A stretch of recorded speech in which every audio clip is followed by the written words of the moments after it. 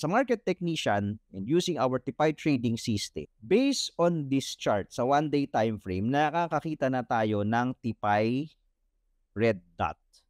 And meron tayong red cloud. So, ito po, sa mga gumagamit ng TIPI, dalawa na po yan na bearish signal.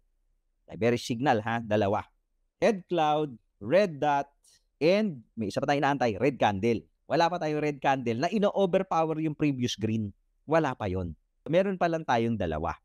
So, when looking for bias, so syempre, kino-consider ko yun because yun po yung sistemang ginagamit natin eh. We showed you yung bear flag. So, this is another bearish bias for me, technical-wise. No?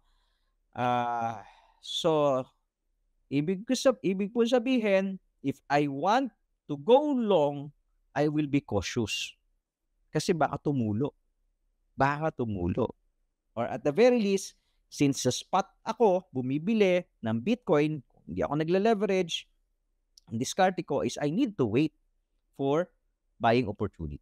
Hindi po ngayon. Hindi ngayon. Okay? Mag-aantay ako. Okay? Kung sa spot kasi daily time frame. Alright? Ngayon, sa yung mga nag-short, mga nag-futures, you can go to the lower time frame also to get your bias. Okay? So, sa TIPI trading system natin, ano ibig sabihin kapag ka red cloud? Diba? So, downward yung bias natin. Sa daily, downward din yung bias. Okay?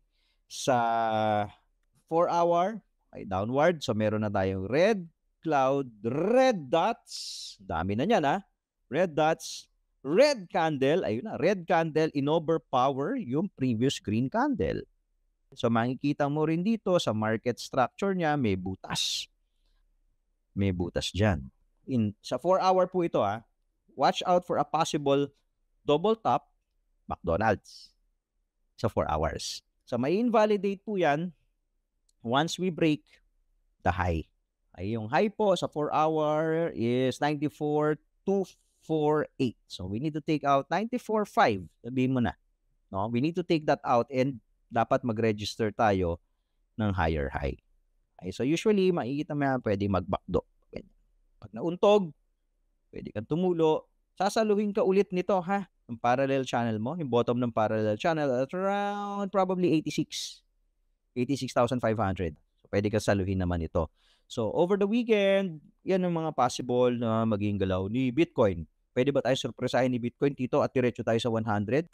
If we take out itong high niya na 94.5 area at mag-trade tayo above the red cloud sa 4-hour time frame, there's a likelihood that we're gonna see Bitcoin by next week at this area.